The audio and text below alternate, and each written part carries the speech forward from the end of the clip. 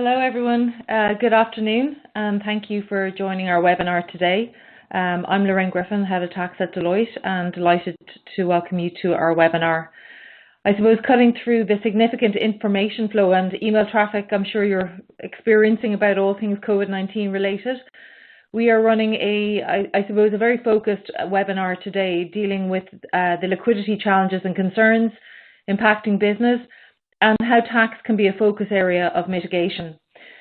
So to deal with some housekeeping points at the top of the call, just to note that today's webinar is being recorded. We will be able to share a link with you after the event is complete. We welcome you to revisit the content or share it indeed with any of your colleagues. We also invite your comments and questions during the webinar. So you should be able to see a Q&A chat box on your screen. You can enter any of your questions or comments there. We will try to get to all of them, so depending how engaged everyone is and comments and questions that you're posting, we will try to get to those during the webinar. But if not, we will be able to follow up with you separately afterwards, or indeed feel free to get in touch with any of the presenters today if you wish to have a follow-up discussion. We will be pushing out, relevant collateral shortly after the webinar, both on the cash tax strategies, which are going to be the focus of today's discussion, but we will also push out what I would call a living publication in relation to the broader fiscal measures announced in Ireland. We do expect these measures to be enhanced on an ongoing basis as this crisis evolves, so we will keep this central publication updated and accessible to you over the coming weeks. I think it's fair to acknowledge that events are moving very fast. Information is constantly changing and being updated in relation to both Ireland and international governments' funding response to COVID-19, and this includes tax measures.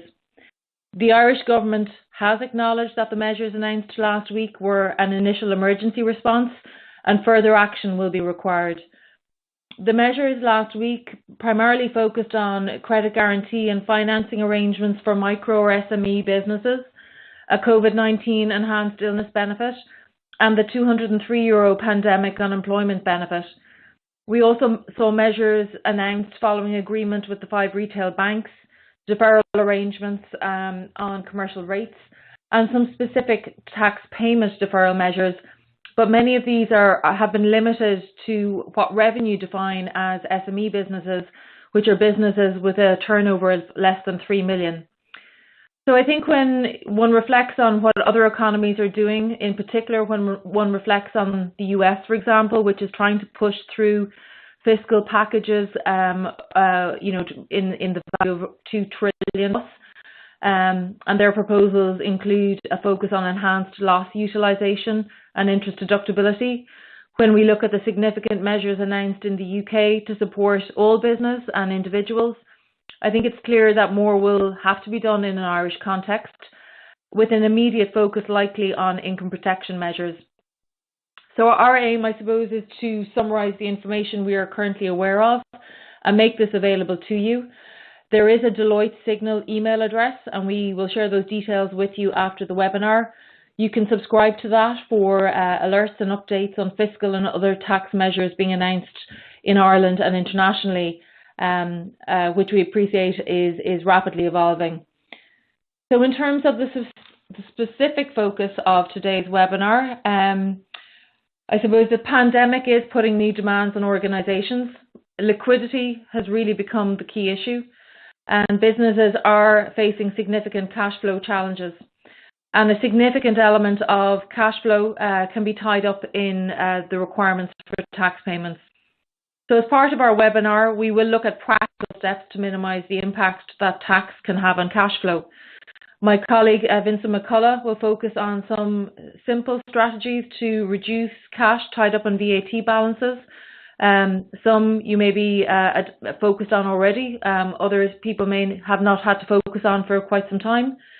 Caroline O'Driscoll will focus on corporate tax reliefs and other measures to accelerate cash flows or to generate long-term savings. And Darrell Hanbury will focus on a range of payroll considerations, including considerations around global mobility, immigration, working from home, and income tax measures to alleviate cash flow restrictions. And finally, from a policy perspective, Padraig Cronin will share with us his perspectives on our engagement with government and revenue on areas where we believe there is priority focus required to enhance the measures already announced, recognising, I suppose, that we do expect some imminent announcements from government on fiscal supports over the next couple of days. So without further ado, I'll pass you over to my colleague Vincent McCullough, who will focus on the indirect tax area. Thanks, Lorraine, and good afternoon, everyone. And as Lorraine has just said, over the course of the last week, there has been, and there continues to be, a raft of fiscal measures announced by nearly all EU member states and indeed many non-EU countries. And among these measures are a range of policies that have been designed to relieve businesses of the burden of paying VAT in the near future. So, for example, if you look at the UK has deferred VAT payments, all VAT payments falling due between now and the 30th of June, and they've been deferred until the end of the tax year.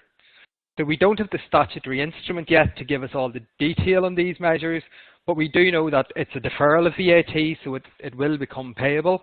And we think it will become payable basically at this time next year, which is the end of the VAT year in the UK. When we get that SI, when more details emerge, we will of course update you guys. Italy, it's also introduced detailed measures deferring the payment of VAT, but the deferral depends very much on your location in Italy and the business sector in which you're in. And when we look at what some of the other countries have done, France and Germany have taken fairly widespread measures as well. It's probably fair to say that Ireland's response has been somewhat circumspect, that we haven't been maybe as brave as we could have been given the situation that we face. We have basically said that interest will be suspended on late payments of VAT for the January-February period for SMEs. And Lorraine really gives that SME division, that SME definition, which is basically a company that has less than 3 million of turnover. And really that ability is welcome to defer the January-February VAT payments, but again, we still don't have the detail or the real detail on it. We're expecting more detail out soon, but at the minute we do not know how long that deferral will last. We suspect it'll be 12 months, but we don't know that for definite.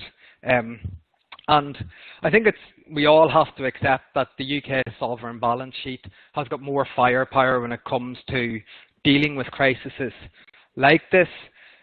It would have been good if Revenue had adopted that European SME definition, i.e. turnover of €50 million and less than 250 employees. We're waiting for some details, so it still does remain to be seen whether it'll extend that relief to cover more VAT periods or indeed more taxpayers. But at the minute there's a lot of genuine SMEs that could do with that relief but won't get it. So these global measures are incredibly important, and as I said, we'll keep you up to date with them. Really what I want to look at today is the actions that you guys can take to mitigate the impact that VAT has on your liquidity. And I've set out a slide with some of the simple measures, and I will talk about some of them, but not necessarily all of them. But these options really have come into particular focus recently, but in truth, they're just good cash flow management practices, and they will serve you well through the crisis and hopefully beyond. And perhaps the most obvious saving that you can claim is bad debt relief. So basically, if your customer defaults, or indeed partially defaults, you are entitled to claim bad debt relief from Revenue for the VAT element of the default. And to be honest, claiming bad debt relief is incredibly easy. You just include the amount as an input credit in your VAT return. And unlike many countries, Ireland doesn't have a set time limit for claiming bad debt relief. You can claim bad debt relief basically when you decide that the debt is irrecoverable.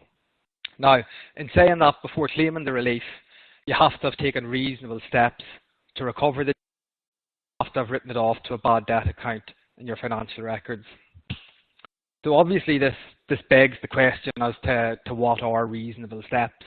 And Revenue have previously or currently suggest that reasonable steps would include the likes of say, correspondence with the debtor, or referring the issue to a solicitor, or maybe referring it to a debt collection agency.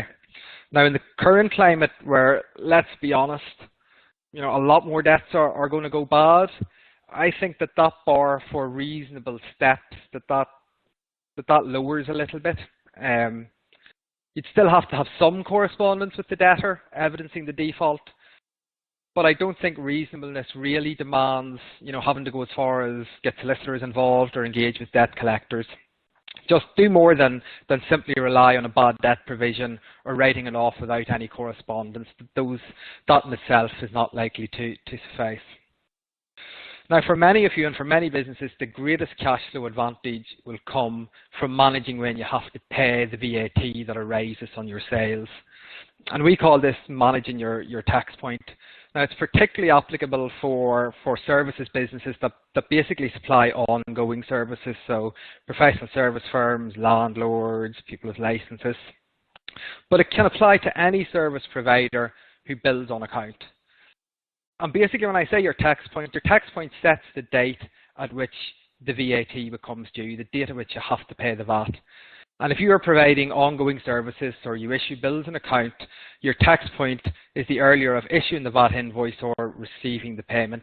So for most of you, when you issue a VAT invoice, you crystallise a tax point and you have to pay the VAT over in the period in which that falls.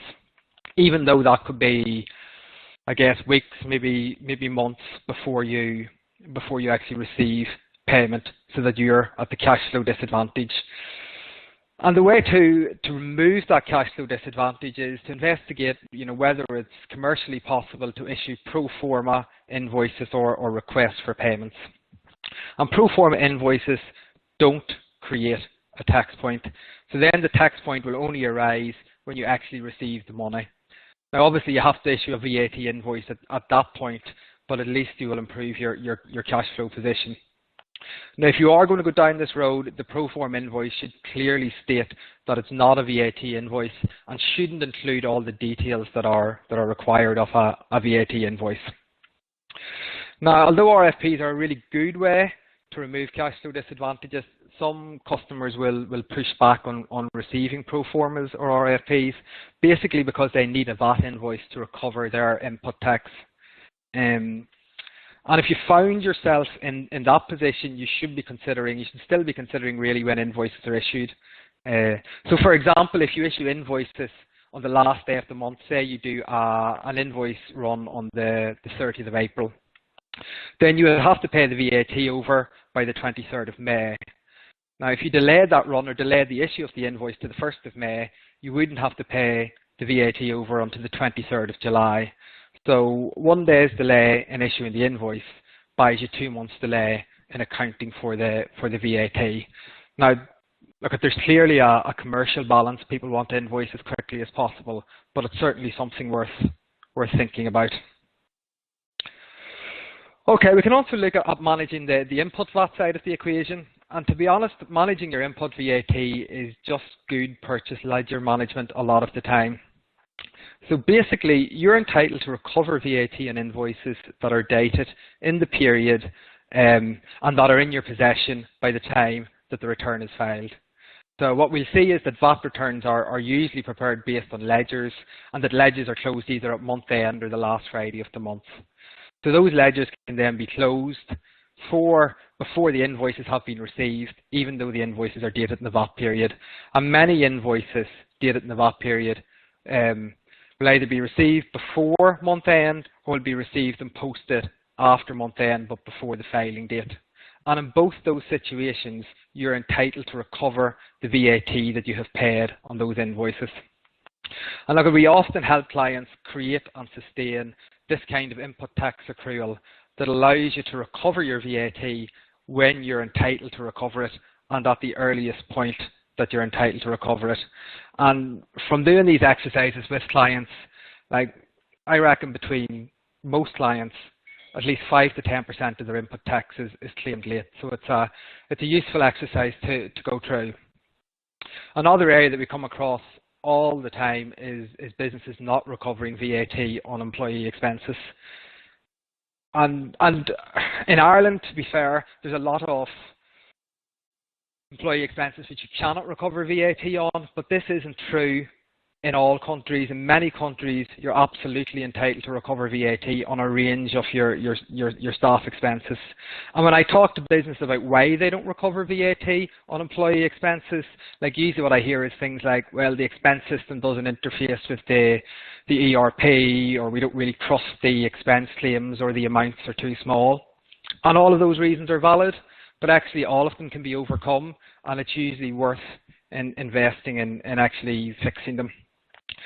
Just quickly on doing an AP review of your ledgers, it's amazing how often we find when we carry out an AP review that people haven't recovered all the input tax that they could have recovered. And there are some classic ones that are things like not recovering VAT paid in other EU countries. And again, business say, oh, well, it's too much hassle, or it's too difficult. That process, if you haven't done it in a while, is a lot easier. You make your claim through a portal on Irish Revenue website, and you generally deal with the Irish Tax Authority and not the Foreign Tax Authority.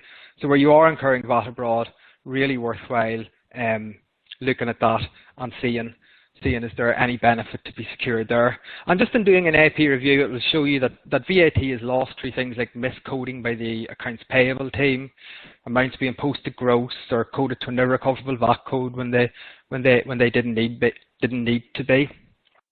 And certainly in my experience, running those analytics, both on the AP and the AR ledger, not only will it uncover a lot of VAT that is being missed, but actually a lot of other inefficiencies that are happening will also be identified. Now, I just want to quickly turn to customs duty, because there are a number of reliefs available for those who pay customs duty. Basically, customs duty, you have to pay it on the date the goods enter the country and are presented to customs. But if you put in place a duty deferment account, you do not have to pay either the duty or the import VAT until the 15th of the month following the months in which they were presented to customs. As well as a very simple action like putting into a duty deferment account or opening a duty deferment account, there are things like customs warehousing and inward processing relief. So if you take stocks in from outside the EU and you're going to hold them for a long period of time before releasing them, it's worth looking at these reliefs because they can deliver really, really good customs savings for you. Now, that was a fairly high level and hopefully a helpful run through some of the things you can do to mitigate the impact of indirect taxes on your cash flow.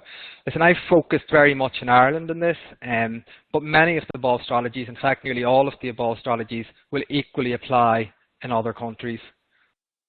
And applying some or indeed all of these could give you not only a one-off cash injection now, but it will help build that resilience in this most difficult of times and contribute to a platform for growth when we do emerge from this crisis. Now, I think what I'm going to do next is we're going to do a polling question. So this is the first time I've done a polling question, and it's quite a simple one to start off with.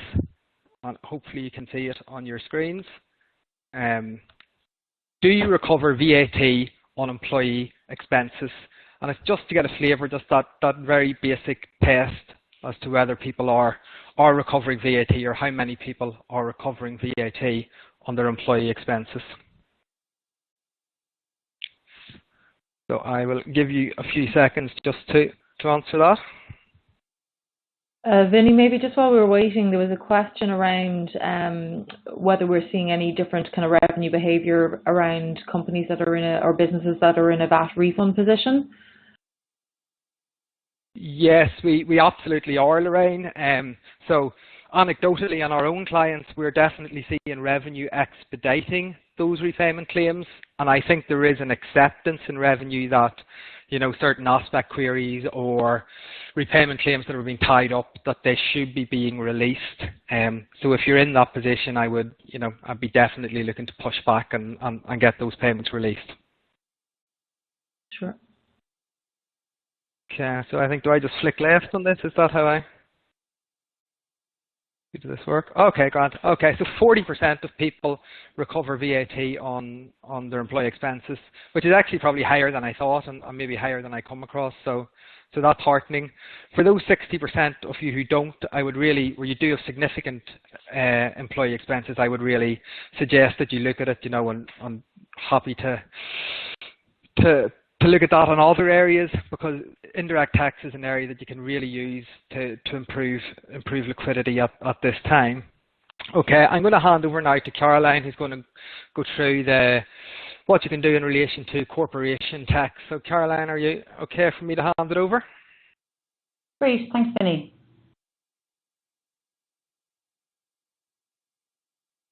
Okay, so I'm going to take you through some of the corporate tax measures that you can think of in order to kind of release some cash flow for you. I think it's fair to say from a government perspective, it hasn't been a priority focus area in Ireland yet. The focus has been more on VAT and PAYE for now, but I anticipate this will change when I look at the measures that are happening across the world. So I look at some of the managing payments and losses, how you can maximise your reliefs, and again take you through some of the COVID-19 tax measures that are in place across the world, because many of you may have worldwide operations and this may be of interest to you. So on the payments and losses side, and some of this is really basic stuff, preliminary tax for large companies. Any of you with a 31st of December year end, you will be facing your first preliminary tax payment in June. I suppose behaviourally, a lot of our clients pay their preliminary tax based on last year, but you do have an option to base that on your current year profits. And if your current year profits have been reduced, you may find a cash flow saving there. So it's just to tighten up on your estimates and your forecasts and to base that payment on your current year situation. Similarly, for small companies who will be facing their preliminary tax payments later in the year, you also have the option to base your preliminary tax based on your current year projections, not just your last year. So that may find some measure of relief for you. With respect to losses or refunds, and to echo the previous speakers, and certainly overnight, Revenue have issued an e-brief with a range of measures, and one of the things they said they are focused on is expediting refunds. So if you do have refunds in the system, be sure to chase that up with Revenue. I've had evidence from my own clients in the last week where refunds that we were waiting for 6-7 months have been suddenly released, which is fantastic, and so do chase that up. If you are in a situation where you think you're going to have losses for this year, you do have an option in most cases to set that back to your prior year, and that may release a refund to you.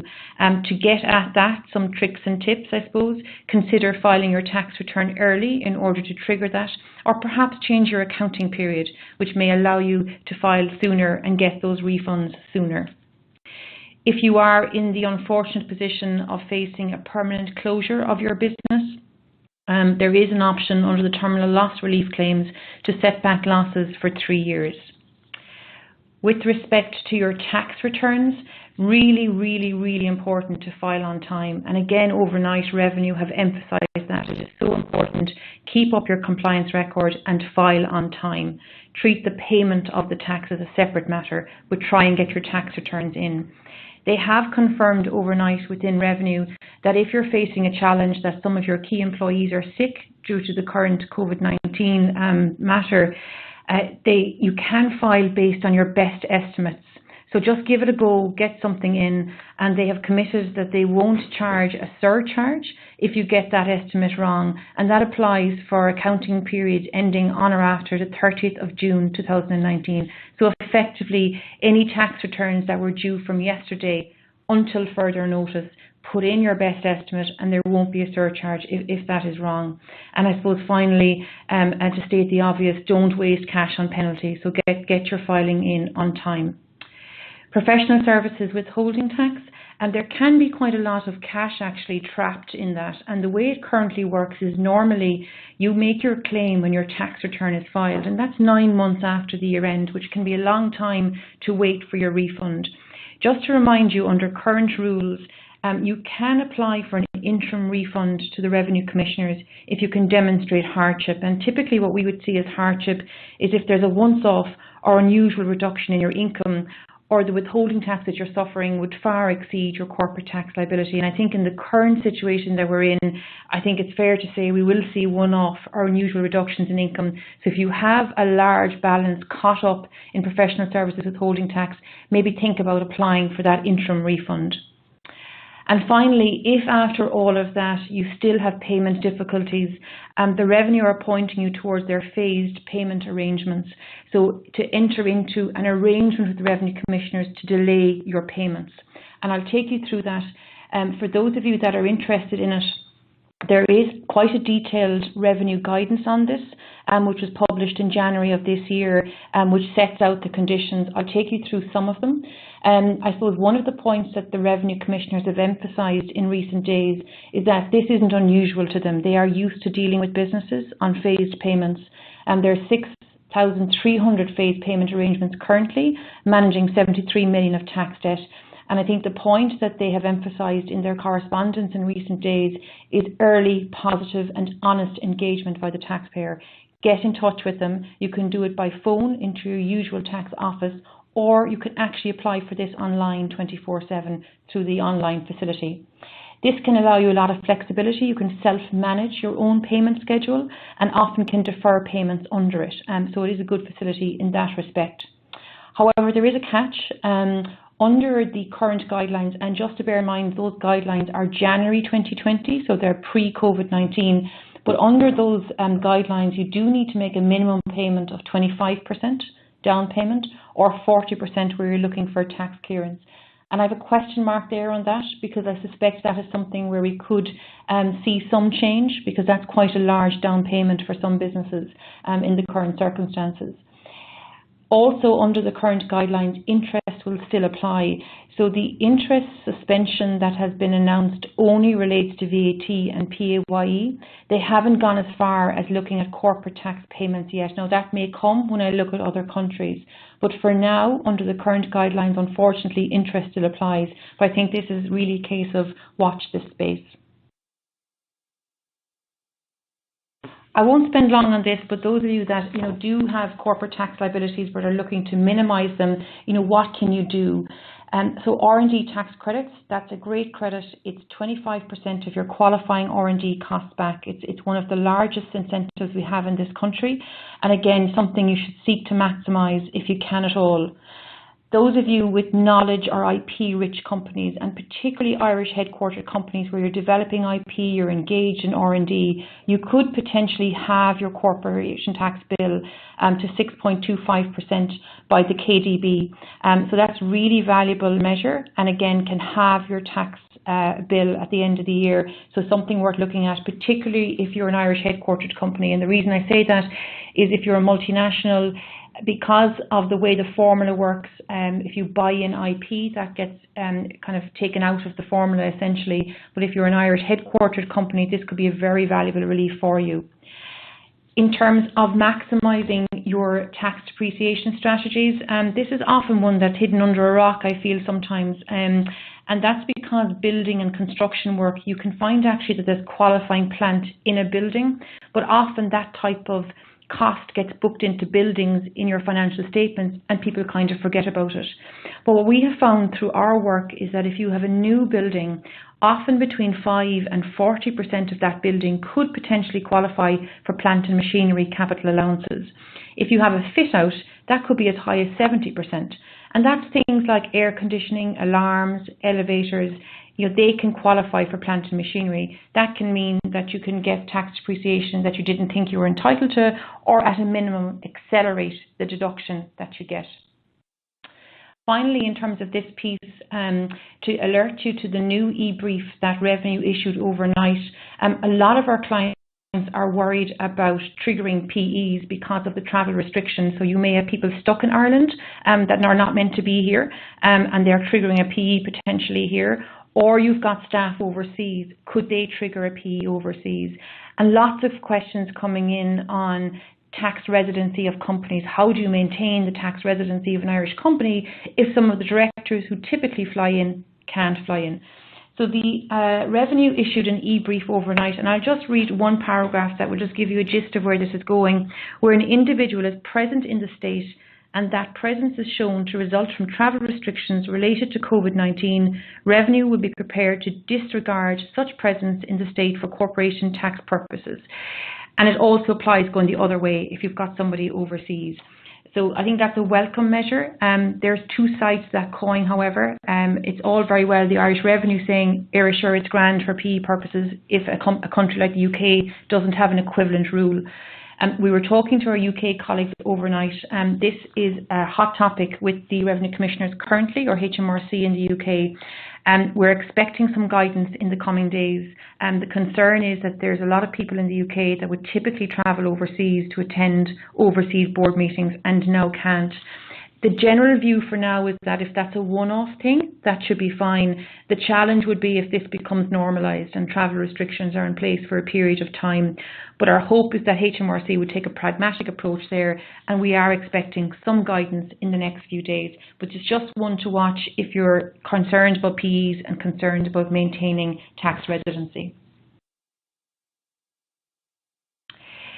And finally, just to give a flavour of the government COVID-19 responses just in Ireland and across the world, I've gone through the kind of Irish measures and so far have been quite focused on VAT and PAYE. I do think that will change.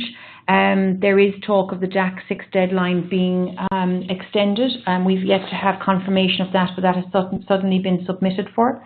Revenue Commissioners have confirmed overnight that all audit and intervention activities have been suspended for now, and there is a heavy focus on issuing refunds.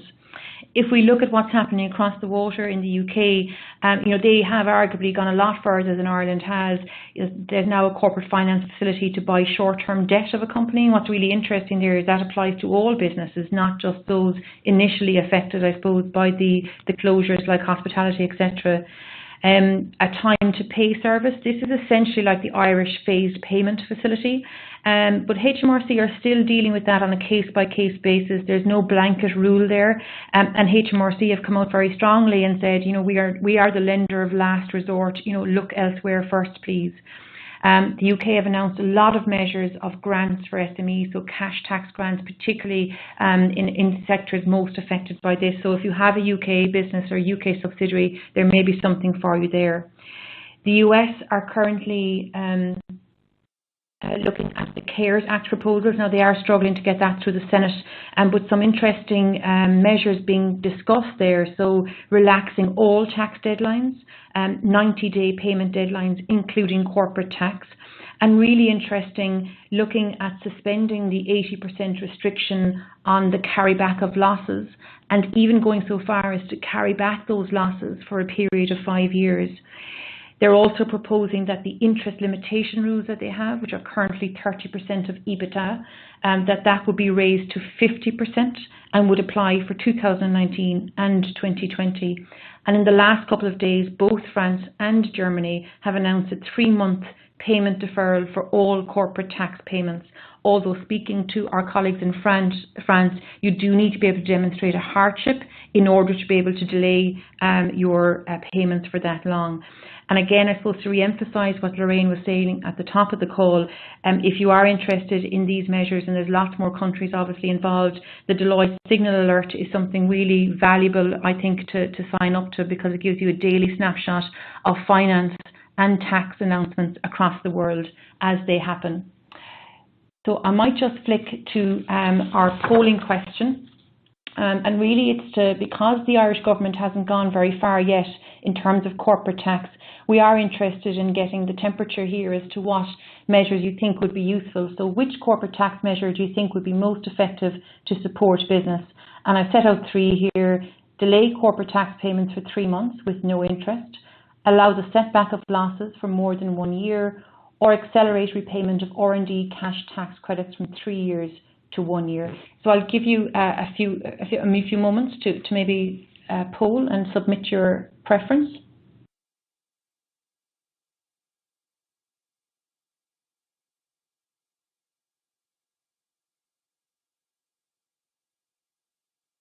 Okay.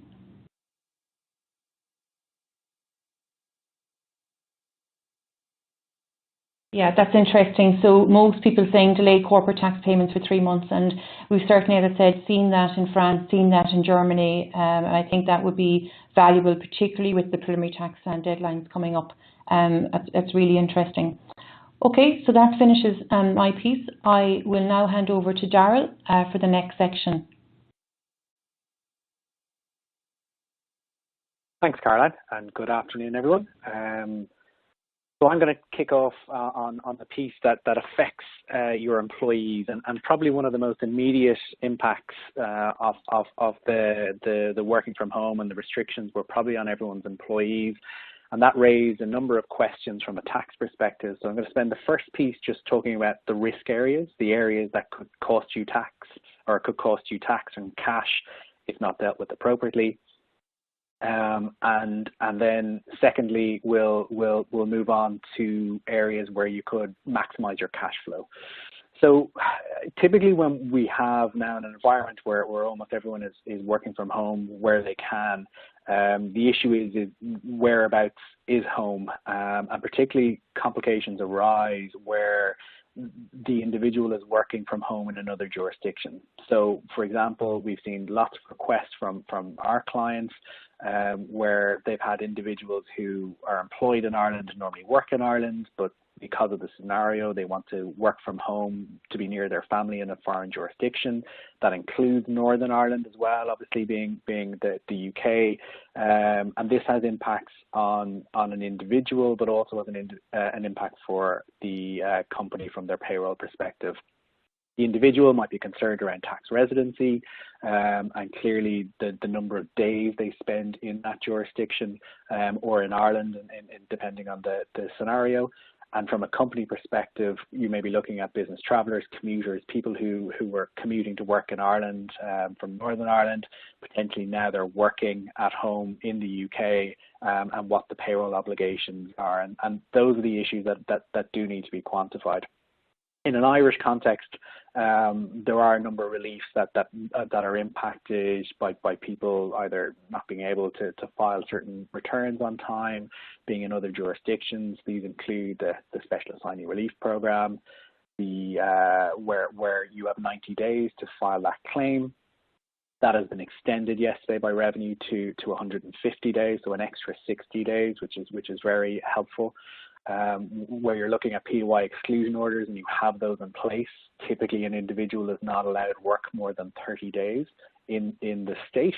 That restriction has been lifted for COVID-19 implications or reasons for an individual working out of Ireland. And also on transborder relief, typically you're not performing any duties or any significant duties within the state. That has also been lifted based on the Revenue e-brief last night. It's probably another thing to consider, I think, just on a mobility and people moving cross-border, that if you have and are providing various allowance payments to individuals, you might want to just check and see whether those allowance payments should be made now that the individual is effectively working in their home jurisdiction, and certainly one to be aware of. I think one of the key questions that a lot of people got, and I think got a lot of press coverage last week, was around working from home costs.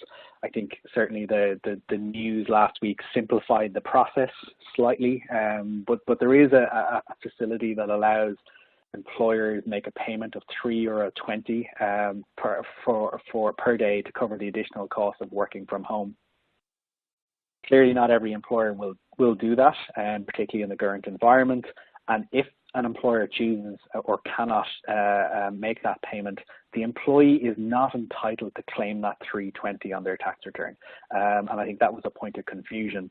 What the employee is allowed to do, and once they pull all their expenses together, is to check their fully vouched home expenses. So whether that's, say, like utility bills, heating and electricity, pull those costs together, and then figure out an apportionment relating to their home work and make that claim through the My Account or on their tax return.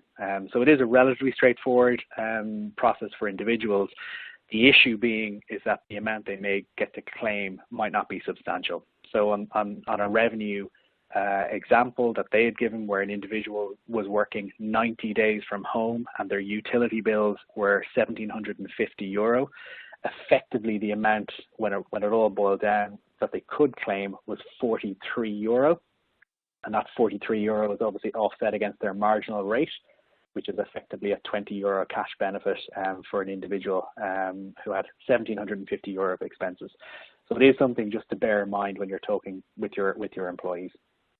Social Security is one. Again, people working in a different jurisdiction, making sure that you have A1s in place for individuals who are on Irish payroll but working in other jurisdictions. That will prevent a Social Security liability arising in that jurisdiction. And then immigration and immigration permissions, just something to be aware of.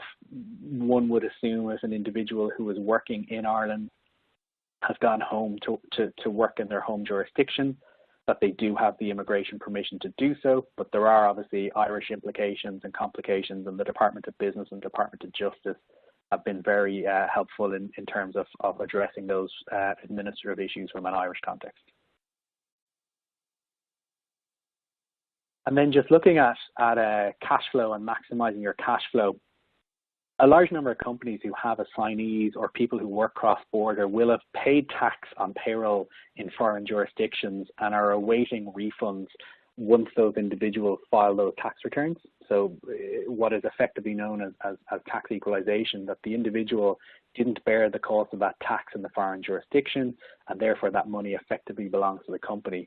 What needs to happen there is to ensure that the individual files their tax return, and that can be done now, even though the deadline doesn't go to the end of October.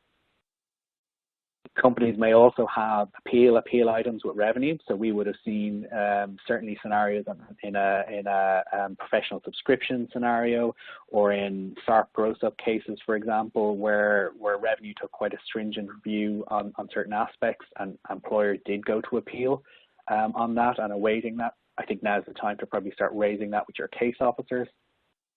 COVID-19 employer refund scheme, the €203. That's obviously being processed effectively through your payroll system if the employer is making that themselves.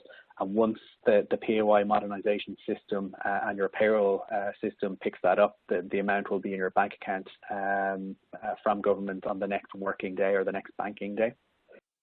Caroline mentioned earlier, obviously, the postponement for small and medium-sized enterprises of PAY payments for the February and March periods. Again, probably companies are looking for something more longer term, but a good first step from a PAY perspective. And again, the final piece, where companies are in a position to provide benefits to their employers, there might be now an opportunity to provide some benefits which attach no employer PRSI, which obviously saves the 11.05% rate. Things like share-based remuneration. Again, there's probably a timing for depressed values in shares, and it may be a time to reward some of your employees, or where possible with shares where the tax consequences are not as severe. And again, there are a number of ways that you can provide share-based remuneration in a tax-efficient manner so as not to trigger significant tax payments on your employees' behalf. Pension payments, vouchers up to the €500 limit, also other ways of approaching payments to your staff if you're looking at other benefits. Appreciate that this is quite a busy slide, and I think I don't propose to necessarily go through it. I think there's just some consistent themes about what we're seeing across EMEA in particular in government response. We're certainly seeing the extension of filing deadlines. We're seeing probably limited concessions for expat tax and Social Security. However, there are extension of tax payment deadlines, measures to compensate for employee salary costs, and items around tax audits being either extended or suspended. And our revenue authority in Ireland came out last night with a number of measures that did deal with expats, revenue audits. We've circulated to our clients and probably highlighted that it's the gold standard when it comes to these items in terms of a response. And I think if a number of other jurisdictions take those measures on board, I think it will remove a number of the headaches. So I think just to finish up, I think probably from an employer perspective, I think it's really important at this time to identify where your employees are and what they're doing, and I think that will give comfort to the authorities when they come looking that you've understood the position. You then have to quantify what your exposure is and the impact of the issue, and you can do that once you know where your employers are. revenue do expect your payroll to be operated properly, even if the payments themselves are deferred. So it is important to get your returns in and keep in contact with the revenue authorities. From a policy perspective, what policies are you implementing for your staff? So if, for example, an individual is now working from home in the UK, they trigger tax residence in the UK and have an extra tax cost there, what's the policy from the firm position if you've asked them to work from home there? And I think the key point around communications can apply to a lot of areas, keeping them clear, concise, but making sure that they're relevant to your employees. So just moving on to the polling question, and it's similar to Caroline's question. We've raised a number of issues with revenue. Thankfully, most of which were addressed on the PAY side last night. But what areas would you like to see coordinated governmental relaxation of rules or enhanced relief? So would you like greater expenses for working from home for your employees, payroll obligations for employees working in a different jurisdiction, relaxation around that, extending relief from PAY payment obligations, and I put it out to 6 months, or quick settlement by revenue of outstanding PAYE appeals and or PAYE refunds due. So I will just give everyone a moment to click on an option and click submit.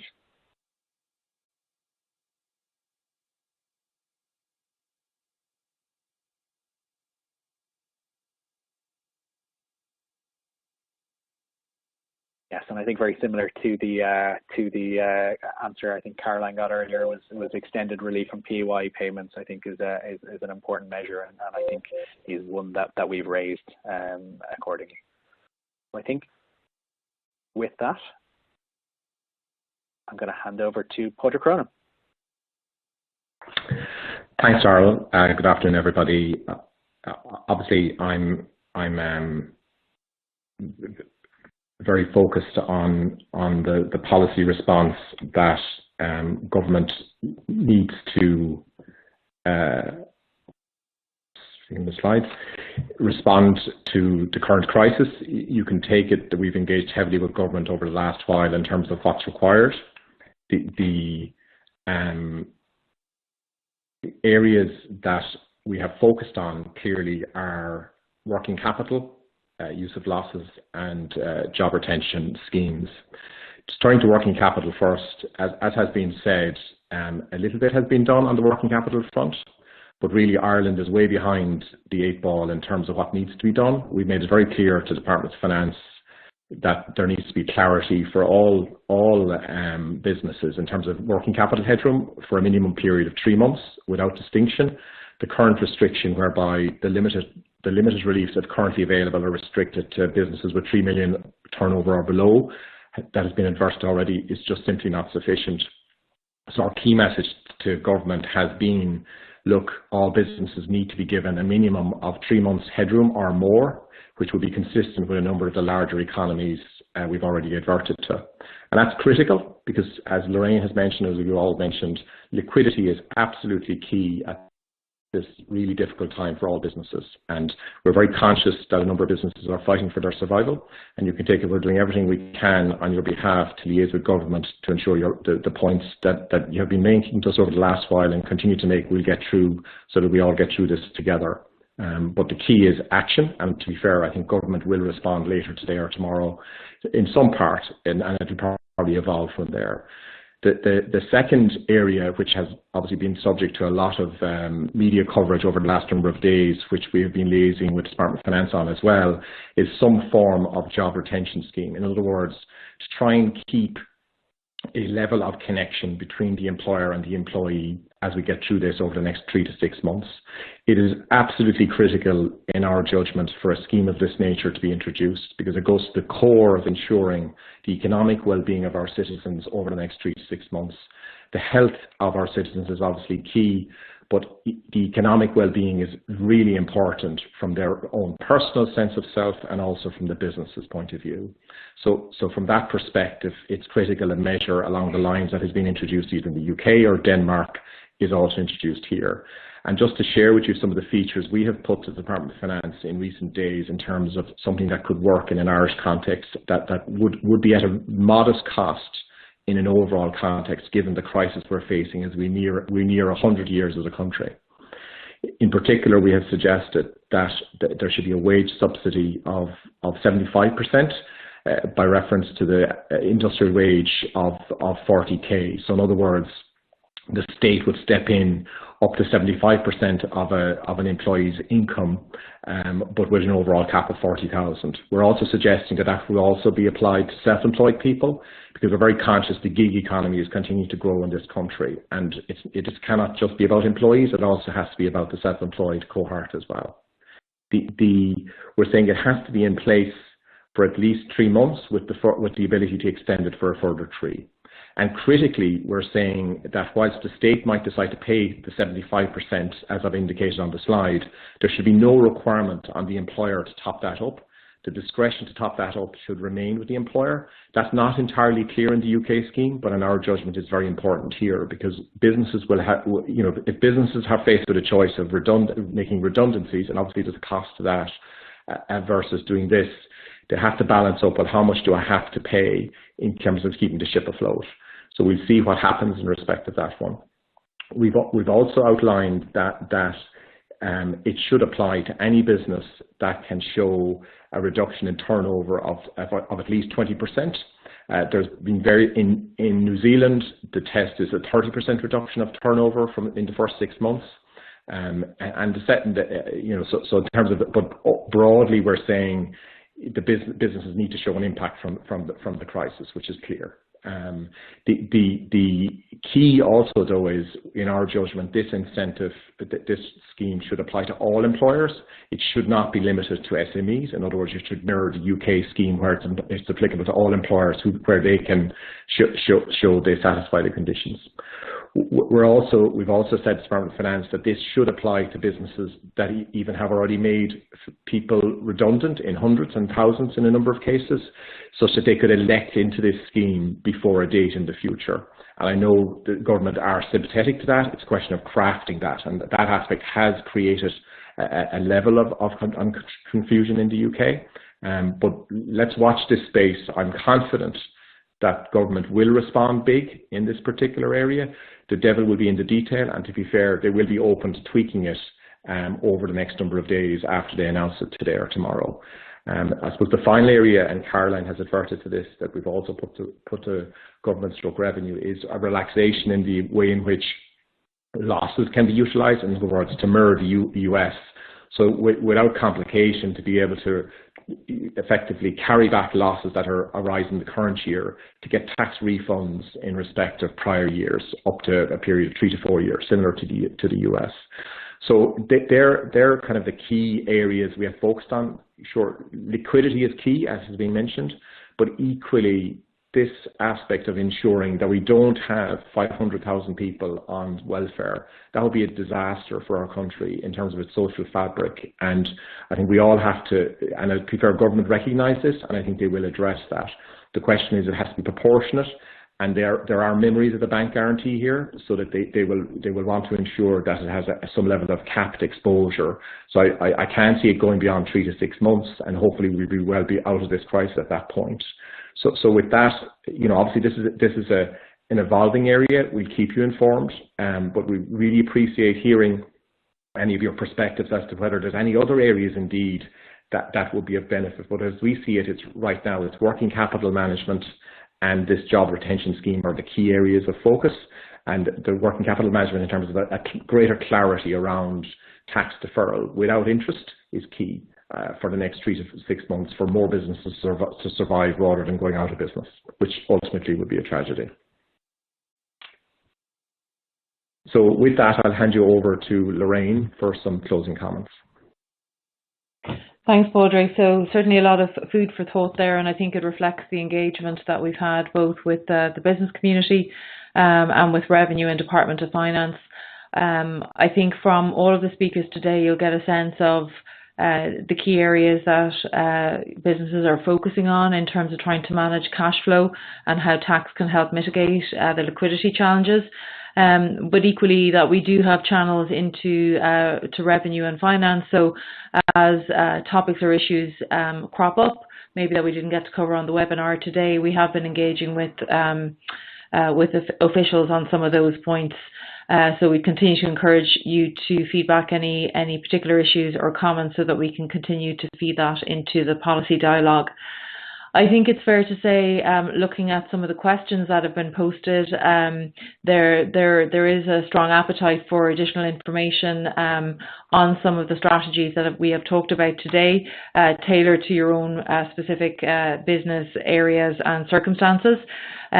We won't get to. We've tried to answer some of those online with you today.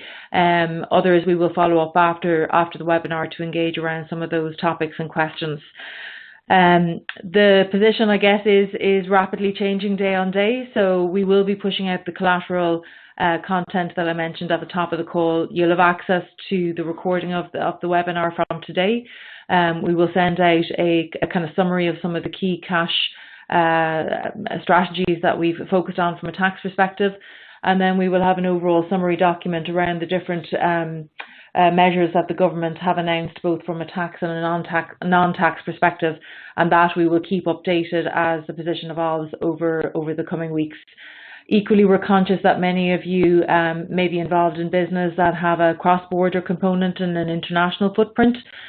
So again, we will also send you a link to the Deloitte Signal email address, which you can sign up for alerts. Because while we've gone through a lot of the measures which are focused on opportunities from an Irish perspective, they will equally have application or some kind of modified application in other jurisdictions in which you operate. So with that, we're just coming up to the top of the hour. I want to thank you all for taking the time to join the webinar today. Feel free to reach out to any of us. Our contacts are on the information page there in front of you. We're happy to be there to support and work with clients and contacts. We're doing so specifically on some of the tax measures we've talked about today. In other circumstances, we're working with our colleagues as part of broader engagement strategies with the banks or looking at alternative sources of finance. So we're happy to have that broader conversation with you also in terms of supporting your business through this difficult period. So I think the main point is to keep the dialogue going, and we work through this together over the coming months, and to emerge from the crisis with the right supports for business and our workforce. Thank you, everyone.